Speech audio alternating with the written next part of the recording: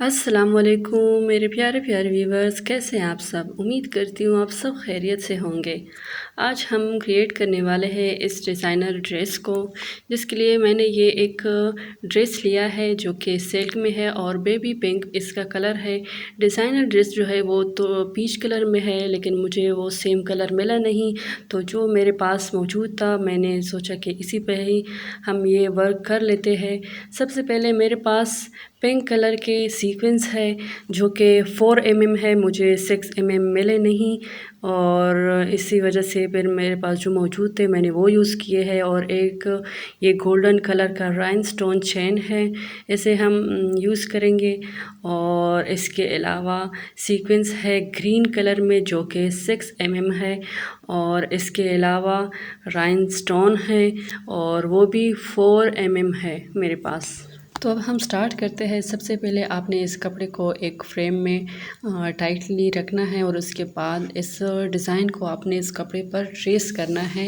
अगर आपके पास tracing paper है तो आप इसकी मदद से भी ये कर सकते हैं, लेकिन यहाँ पर मैं फ्री हैंड ही ये काम कर रही हूँ चाक की मदद से। तो ये देखिए, मैंने चाक की मदद से ये एक डिज़ाइन, उसका जो डिज़ाइन ड्रेस पर बना है, डिज़ाइनर ड्रेस पर, वही सेम डिज़ाइन मैंने यहाँ पर क्रिएट किया है, इस पर बनाया है। और यहाँ पर मैं अब पर्ल्स के साथ ये काम कर रही हूँ। मैंने टोटल यहाँ पर 7 पर्ल्स लिए हैं एक दरमियान में, और 6 उसके इर्द गिर्द ये पर्ल्स मैं स्टिच कर रही हूँ। आपने 6 mm के ये पर्ल्स जो है वो लेने हैं और उसके साथ ही आपने ये काम करना है।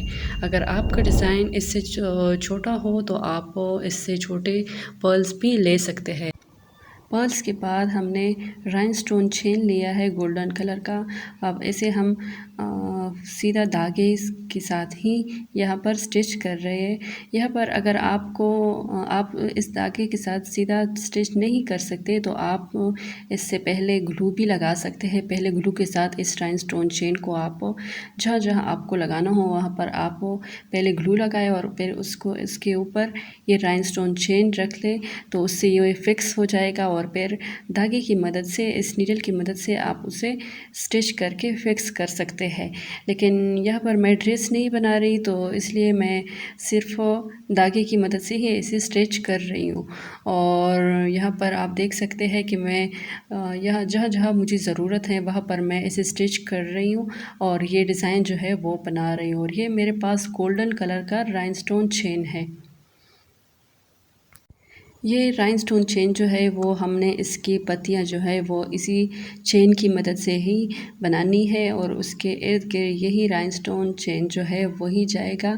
और इसमें राइनस्टोन चेन जो है वो बहुत ज़्यादा यूज़ हुआ है।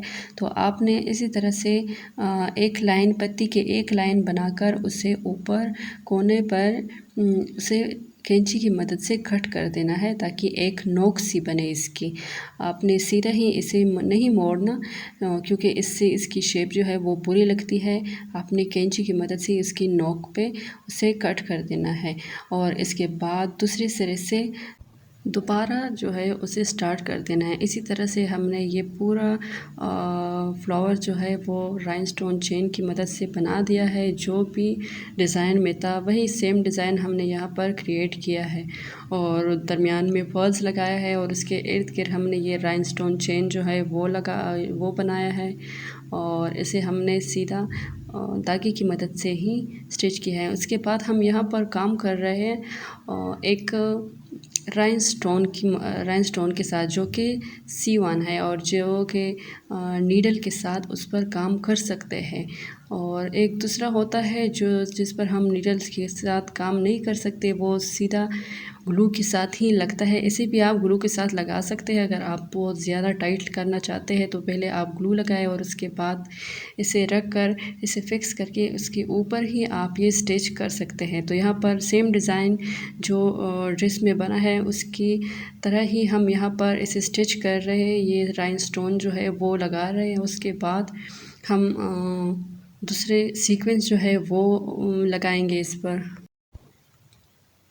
यहाँ पर हम सीक्वेंस जो है वो स्टिच कर रहे हैं और बिल्कुल नेक के साथ ही ग्रीन कलर के सीक्वेंस लिए हैं जो कि 6 mm के हैं।